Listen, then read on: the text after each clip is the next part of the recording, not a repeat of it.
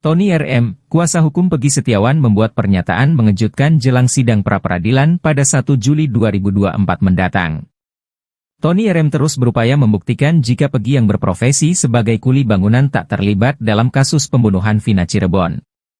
Dia pun dengan tegas mempertanyakan terkait sosok Peggy Cianjur, sebab menurutnya, Peggy diduga belum diperiksa kepolisian. Melihat hal itu, Tony RM meminta Kompolnas dan Polda Jawa Barat untuk memeriksa Peggy Setiawan Cianjur. Tony RM menaruh curiga terhadap sosok Peggy Cianjur lantaran berkesinambungan dengan dakwaan pengadilan yakni dirinya adalah ketua geng motor Moon Raker.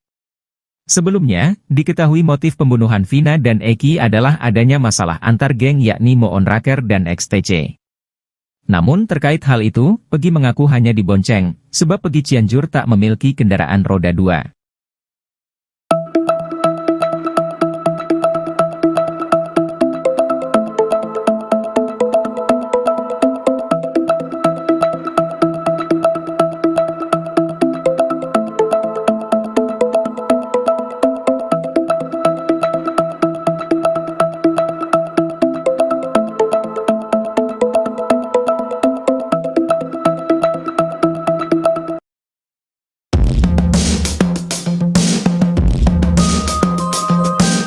Ternyata anak buah Ibtu Rudiana ayah Eki, sudah pernah mengecek CCTV kasus Vina Cirebon.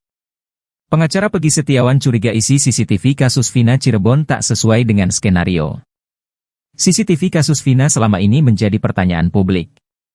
Konon di lokasi tewasnya Eki dan Vina di Jembatan Talun Cirebon terpasang sejumlah CCTV. Bukan hanya di Jembatan Talun, CCTV juga terpasang di sejumlah tempat kawasan Jalan Perjuangan dekat SMP 11. Rupanya CCTV kasus Vina bukan hanya tuduhan belakang. Dalam isi putusan sidang kasus Vina Cirebon, saksi Gugum Gumilar mengaku sudah pernah mengecek CCTV di lokasi kejadian tewasnya Eki. Gugum Gumilar merupakan anak buah atau anggota Ibtu Rudian di Subdit Narkoba Polresta Cirebon. Dalam kesaksiannya Gugum Gumilar mengaku mendapat informasi Eki dan Vina tewas dari Ibtu Rudiana pada Sabtu 27 Agustus 2016.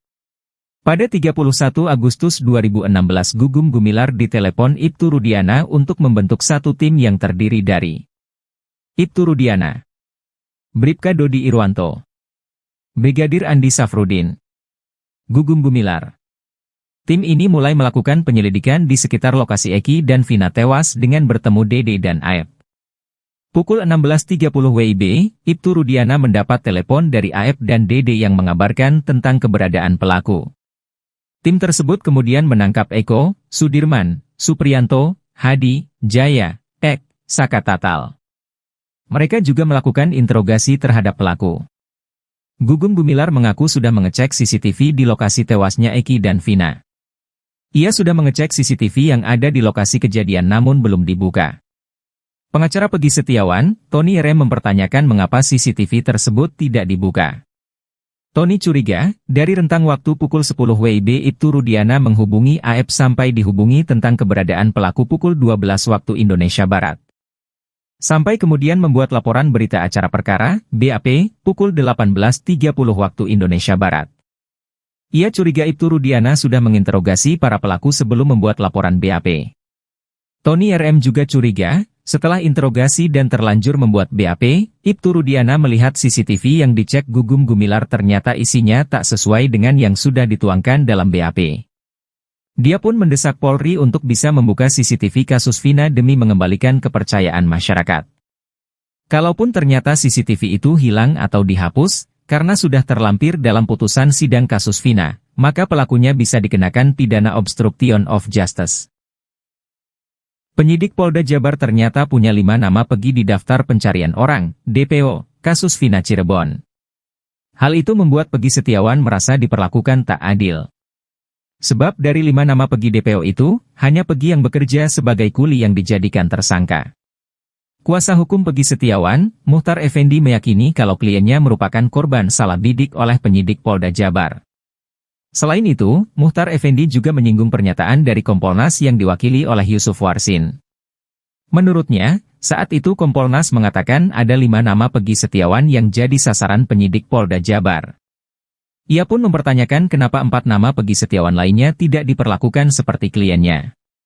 Menanggapi hal itu, Direktur Eksekutif Lemkapi, Edi Hasibuan mengatakan, butuh proses panjang untuk penyidik Polda Jabar dalam menetapkan tersangka. Penyidik sudah melakukan beberapa kali gelar perkara untuk menangkap Peggy Setiawan. Ia pun berharap penyidik bisa membuktikan benar Peggy Setiawan adalah tersangka pembunuhan Vina dan Eki di Cirebon. Mantan Kabareskrim Susno 2J mengatakan, jika nanti Peggy Setiawan menang di pra-peradilan, maka jangan senang dulu. Sebab, jika penetapan Peggy Setiawan sebagai tersangka ditolak karena tidak lengkap alat bukti, nanti tinggal dilengkapi.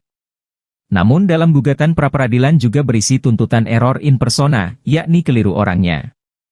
Sehingga jika nantinya ditolak karena keliru orangnya, maka Peggy harus dibebaskan.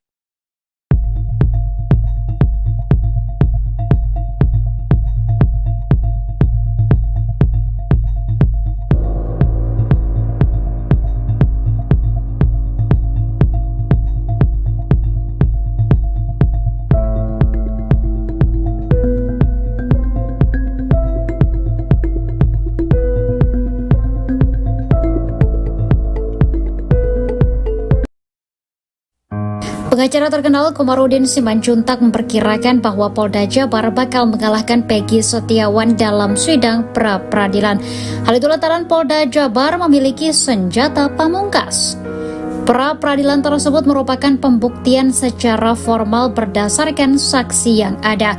Dalam hal ini, Komarudin mengungkapkan telah memiliki saksi yang kuat yakni 8 terpidana kasus Vina Cirebon yang mendekam di penjara.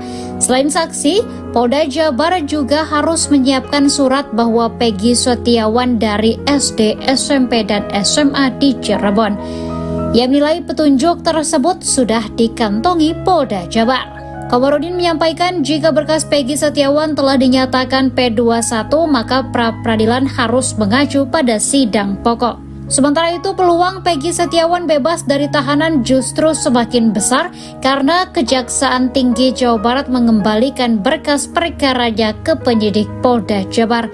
Hal itu diungkap oleh Kepala Seksi Penerangan Hukum Kejati Jabar Nur Sri Cahya Wijaya. Pengembalian berkas perkara Peggy Setiawan dilakukan lantaran masih adanya kekurangan syarat material dan formil.